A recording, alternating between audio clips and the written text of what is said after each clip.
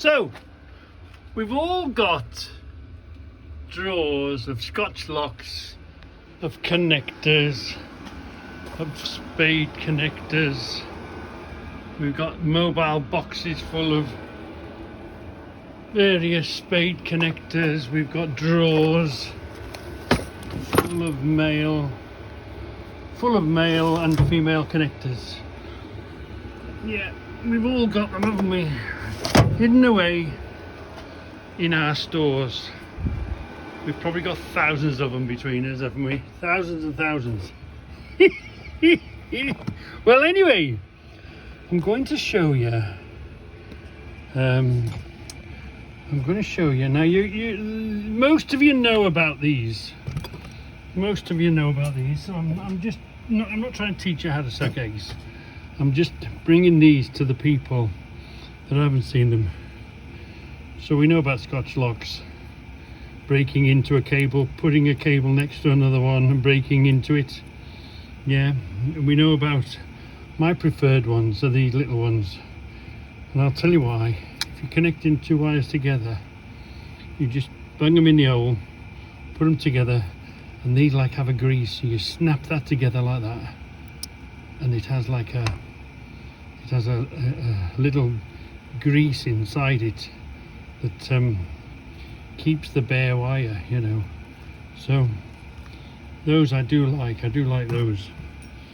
Anyway, I thought I would just show you what there might be a newer one out, I don't know, you know.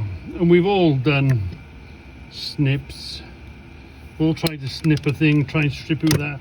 We've all got these, haven't we, where you adjust the hole to the material you want, and you do that, don't you? And you go around and you pull on it, and that cleans it up. Just one thing to notice, you know, when you're using a pair of snips, which is fine, but when you're using a pair of snips to cut your end of your wire, you cut it by crushing it, don't you? So I always prefer, when I'm trying to make a nice clean connection, try and use these ones, because you see, they leave the wire nice and round inside. When you use these ones, let's cut a piece off, right? When you use these, you crush it. You've crushed the wire. So when you're trying to stuff that into a little round hole inside there, which is okay, nothing wrong with it. If you've got a choice, use these. It cuts it and leaves it round in there. Do you see it? So another tool, there's lots of tools out there, but these are so useful. These are an amazing bit of kit. You can have the stop on the end of it that controls how much you take off, or you can just take this plastic, pull that plastic down, or you can even stretch it out however long of a bit you want to put on the end if you're doing quite a lot of them to fit. For this job, we only want a little one, so we're going to use that one. We're only going to use a little bit. Now, for some reason, whether it's cold or the wire's stiff or something, this isn't been gripping very well.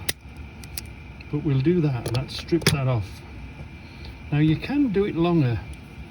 Another one that I like to do is, let's clean the end of that off. Let's clean the end of that off. And let's do a slightly longer one. So we'll do a slightly longer one. Right, grip it and strip it. Not long enough, hold on, try again. Let's do a slightly longer one. So maybe there. Grip it and strip it. We've stripped it. And what I like to do is, so we don't get any bother, twist that using this, whichever way you want to twist it, and as you pull it off, you twist it. So it leaves that nice and furry free. You know, you always got a bit sticking out, a bit of a thing, don't you? So let's put this in that little hole.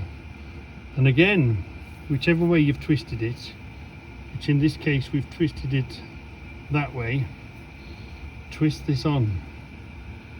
Let's just put that in the hole, and whilst we're putting it, we're going to twist this on like that.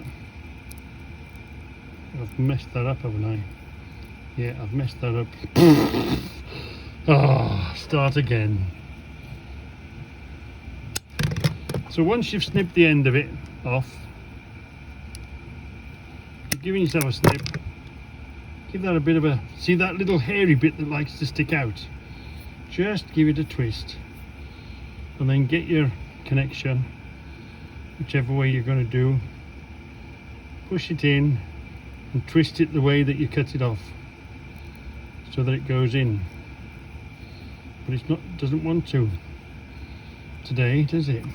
It's not going to play with us, is it? It's a bit too thick. Try again.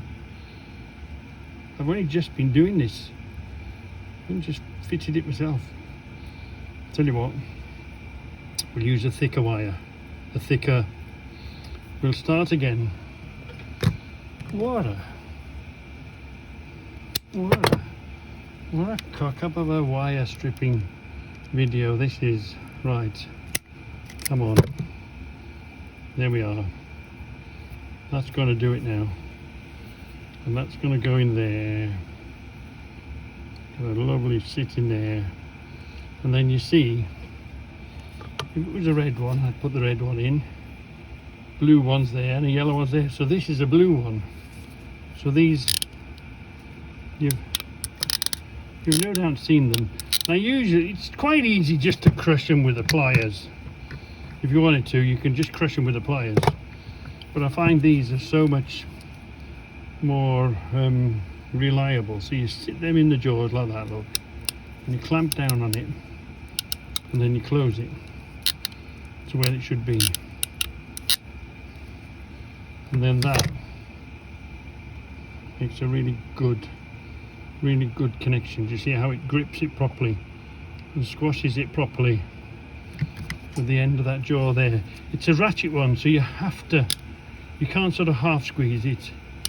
You have to make sure it goes to when it goes to the very end, then it releases itself. So if you've got a really weak grip, it's probably not good enough. But if you've got a pretty good grip, and I use them, yeah, which are pretty good, because I've just extended the wire around there so I can bring the battery to the front and just tidy the job up so I can put them in there so I stop falling over. I've got at least I've got a path to walk around then. So here we are, look. The diesel's there, it's protected, it's got the protection board on it. I put a little bit of a sort of a bump stop at the back there to keep the line, and in the instruction said keep the line under the heater. So rather than disturb it, put it up high, I put it down anyway, and then put sort of I had a piece of wood 4x2 and had a bit of a strip, so that'll just act like a bump stop. So when I push stuff backwards, we're ready to try and give myself a bit more space back. So here's my little welder. They'll cheapo stick things together welder. It's slightly bigger for the bigger rods. You can wind it up and down. If you want a bit more burn, it's fan protected, so when it gets hot it'll just cut out and you hear the fan come in on it. And this is the other welder, the MIG welder. I'm not really mad keen on the MIG welder myself, only because I haven't got the skills, but one of these days I'll make friends with it and it'll be alright. But that'll sit there okay, no problem. All I have to do now is find a space to put my pot of odd bits of steel. My odd bits of steel, generally hinges, stuff that's come out of the fire. You just never know when you want a bit. You see, just weld a handle on the end of that. So anyway, that's that job out of the way. Bit of space, find a home for this.